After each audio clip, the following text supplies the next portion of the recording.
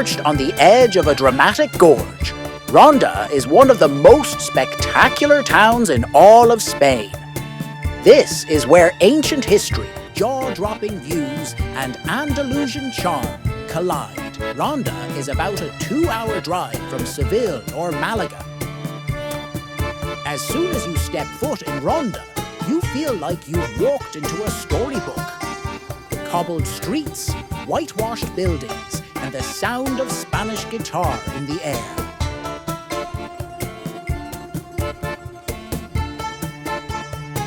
This is the Puente Nuevo, the new bridge, but don't be fooled by the name. It was completed in 1793 and spans a 120-metre deep gorge called El Tajo.